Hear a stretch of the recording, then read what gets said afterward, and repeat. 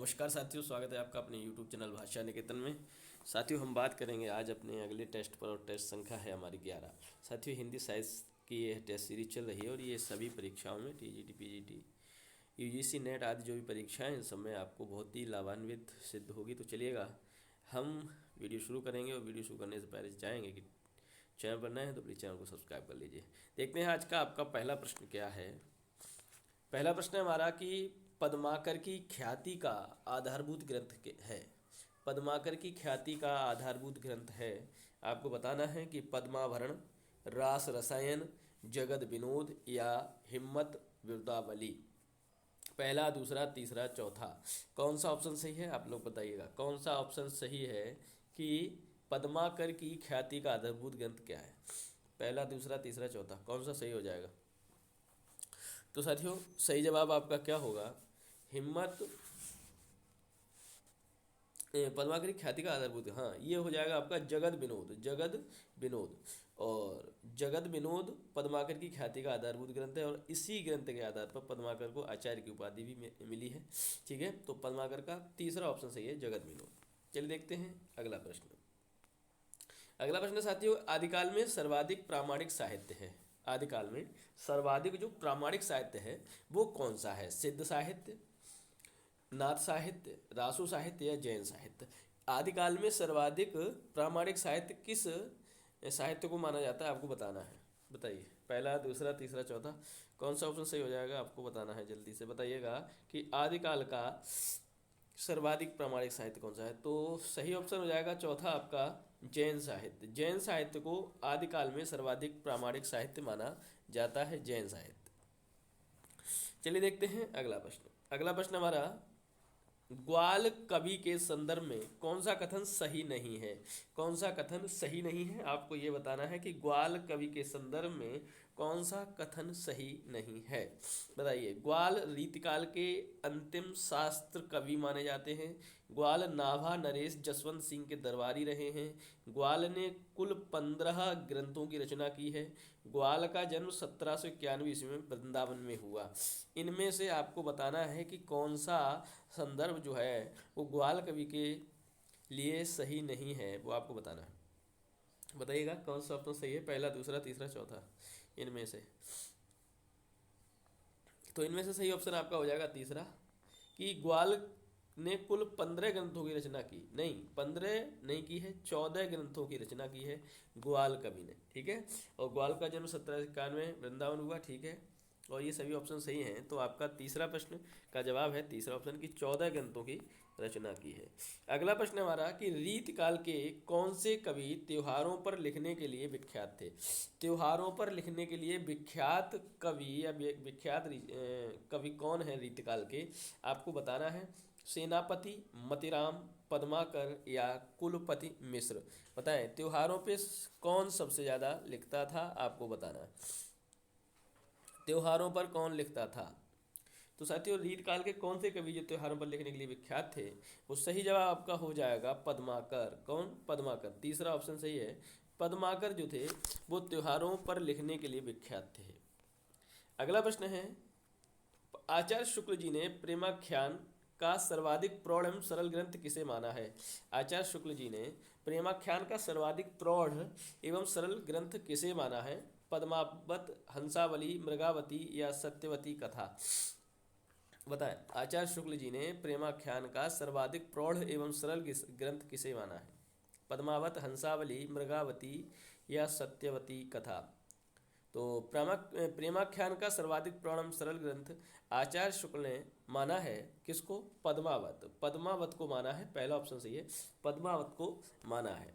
अगला आपका प्रश्न है, निम्नलिखित में कौन सी रचना के रचयिता बद्री नारायण चौधरी प्रेमघन नहीं है। नहीं है, बताइए कौन सी रचना बद्री नारायण चौधरी प्रेमघन की नहीं है। वर्षा बिंदु, हार्दिक, हर्षादर्श, आनंद अरुणोदय, पावन पचासा। आपको बताना है इन रचनाओं में से वह रचना जो बद्री नारायण चौधरी प्रेमघन की नहीं है, आपको बताना है। जल्दी से आप लोग कमेंट सेक्शन में लिख दें कौन सी रचना है।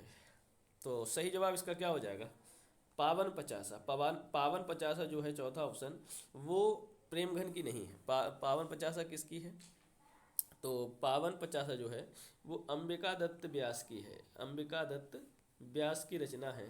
ठीक है, चलिए देखते हैं अगला प्रश्न। अगला प्रश्न हमारा, पद्माकर द्वारा रचित किस रचना में वैराग्य और भक्ति का सुंदर समन्वय मिलता है? पद्माकर द्वारा रचित किस ग्रंथ में वैराग्य और भक्ति का सुंदर समन्वय मिलता है? बताएंगे। हितोपदेश, प्रबोध पचासा, ईश्वर पचीसी या लीला हारी लीला। बताएं, पद्माकर द्वारा रचित वह ग्रंथ या वह रचना जिसमें वैराग्य और भक्ति का सुंदर समन्वय मिलता है, कौन सी रचना है इनमें से? पहला, दूसरा, तीसरा, चौथा, कौन सा ऑप्शन इसमें सही होगा? आप लोग जल्दी से बताएंगे। तो सही जवाब क्या है इसका?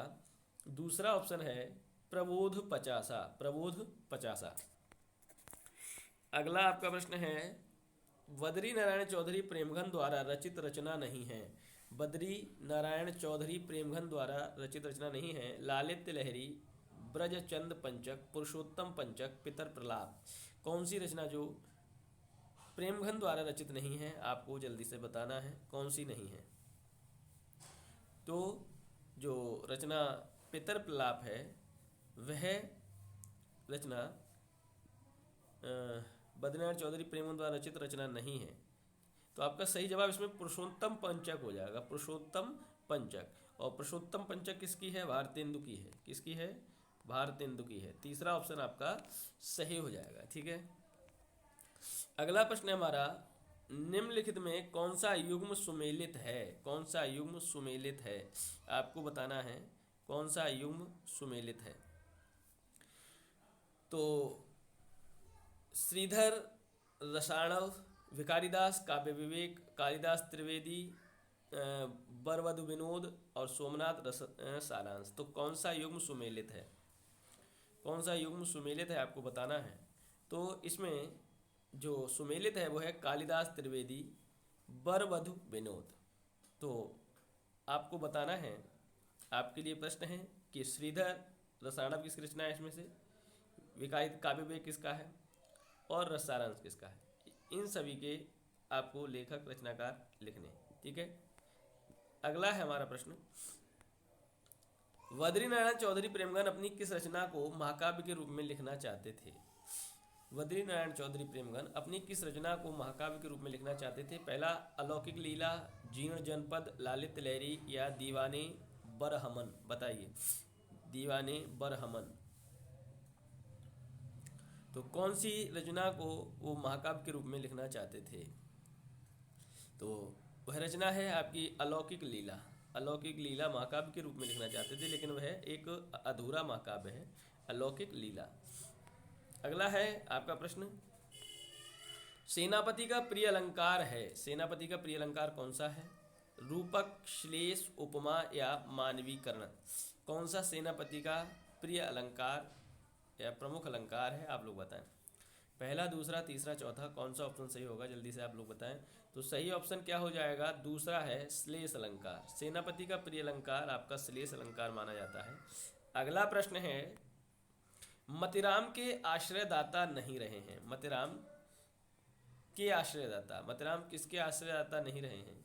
ठीक है, बूंदी नरेश भाव सिंघाड़ा, कुमाऊं के राजा ज्ञानचंद, बुंदेलखंड के राजा स्वरूप सिंह बुंदेला, ओरछा नरेश इंद्रजीत सिंह।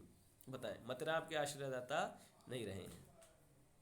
इनमें से किसके आश्रयदाता मतिराम नहीं रहे हैं? तो देखिए, बूंदी नरेश भाव सिंघाड़ा, कुमाऊं के राजा ज्ञानचंद, बुंदेल के राजा स्वरूप सिंह बुंदेला, इन सब के मतिराम आश्रयदाता रहे हैं। मतिराम के ये सभी आश्रयदाता हैं, लेकिन ओरछा नरेश इंद्रजीत जो हैं वो आश्रयदाता किसके हैं? केशवदास के हैं। किसके? केशवदास के माने जाते हैं। और ये जो हैं सभी मतिराम के आश्रयदाता हैं। अगला प्रश्न है,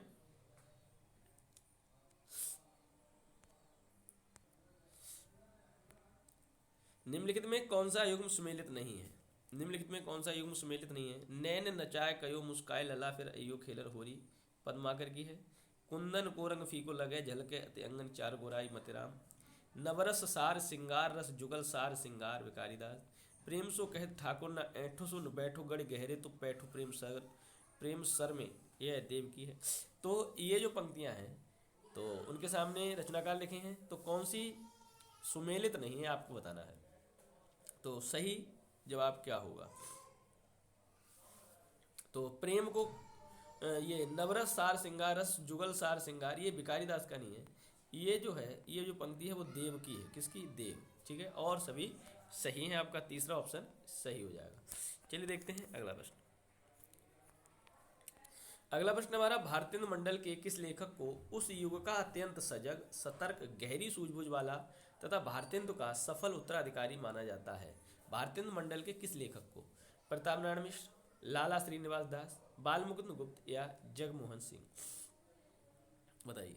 तो प्रताप नारायण मिश्र, लाला श्रीनिवास दास, बालमुकुंद गुप्त, जगमोहन सिंह, किसको भारतेंदु का सफल उत्तराधिकारी माना जाता है? बताएंगे। तो सही जवाब हो जाएगा इसमें से बाल मुकुंद गुप्त। देखिए, बाल मुकुंद गुप्त को द्विवेदी युग और भारतेंदु युग का कहें तो बीच का रचनाकार या बीच की कड़ी माना जाता है। ठीक है, चलिए देखते हैं अगला प्रश्न। प्रश्न है, निम्नलिखित में भारतेंदु जी की रचना कौन सी है? भारतेंदु जी की रचना कौन सी है? श्रृंगार सतसई, ब्लैक हेड्स, जीर्ण जनपद या उन्हें संतुष्ट होने दें? निम्नलिखित में भारतेंदु जी की रचना कौन सी है? बताएं। श्रृंगार सतसई, ब्लैक हेड्स, जीर्ण जनपद या उन्हें संतुष्ट होने दें? पहला, दूसरा, तीसरा, चौथा, कौन सा सही है? तो आपका पहला ऑप्शन सही हो जाएगा, श्रृंगार सतसई। ठीक है, अगला प्रश्न है, रीतकाल के कौन से कवि त्योहारों पर लिखने के लिए विख्यात हैं? तो ये तो अभी हो गया था प्रश्न। चलिए, तो पद्माकर बताए थे, पद्माकर। ठीक है, अगला प्रश्न है कि जपो निरंतर एक जवान हिंदी हिंदू हिंदुस्तान। बताइए, ये पंक्तियां किसकी हैं? ये पंक्तियां किसकी हैं? भारतेंदु, प्रताप नारायण मिश्र, श्रीधर पाठक, मैथिली गुप्त, किसकी पंक्तियां हैं? आप लोग बताएंगे जल्दी से। तो सही जवाब हो जाएगा आपका, सही जवाब जपो निरंतर एक जवान हिंदी हिंदुस्तान, ये सही जवाब आपका प्रताप नारायण मिश्र। किसका हो जाएगा? प्रताप नारायण मिश्र।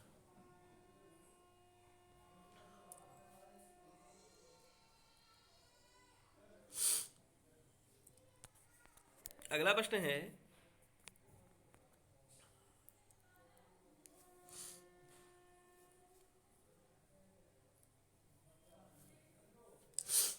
गोसाई अनूप गिरि पर रचित रचना है। गोसाई अनूप गिरि पर रचित राम रसायन, राजनीति हितोपदेश, लीला हारी लीला या हिम्मत बहादुर बिरदावली? गोसाई अनूप गिरि पर रचित रचना कौन सी है? बताएंगे, कौन सी रचना गोसाई अनूप गिरि पर रचित है?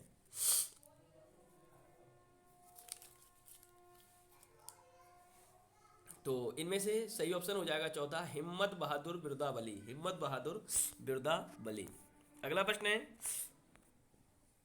देव द्वारा रचित रचना नहीं है। देव द्वारा रचित रचना नहीं है। भवानी विलास, राग रत्नाकर, भाव विलास या सुजान विलास? बताएं, देव द्वारा रचित रचना नहीं है। तो इनमें से देव द्वारा जो रचित रचना नहीं है वो सुजान विलास है। सुजान विलास है। और सुजान विलास किसने रची है? सेनापति। तो सेनापति द्वारा रचित है आपकी सुजान विलास। ठीक है, और अन्य रचनाएं ये देव द्वारा रचित हैं। अगला प्रश्न हमारा, मोरी चुनरी में परी गयो दाग पिया पंक्ति किस रचनाकार की? कबीर, नामदेव, गियरसन या गुरु नानक देव? मोरी चुनरी में परी गयो दाग पिया, ये किसकी पंक्तियां हैं? पहला, दूसरा, तीसरा, चौथा, कौन सा ऑप्शन सही है? तो सही जवाब हो जाएगा आपका पहला ऑप्शन, कबीर की पंक्तियां हैं कि मोरी चुनरी में परी गयो दाग पिया।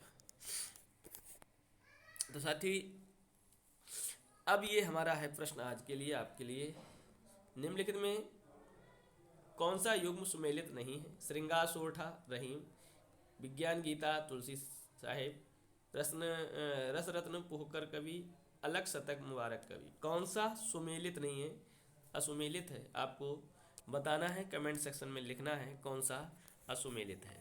और पिछले प्रश्न का आपको जवाब ये है कि निम्नलिखित में कौन सा युग्म सुमेलित है, तो इसमें से आपका जो सही जवाब है वो कौन सा हो जाएगा, तो आपका ठाकुर जगमोहन सिंह ओंकार चंद्रिका यह सुमेलित है, ठीक है, और ये असुमेलित है, ठीक है। चलिए फिर मिलेंगे अगले टेस्ट में अगले सेशन के साथ, तब तक के लिए नमस्कार, धन्यवाद।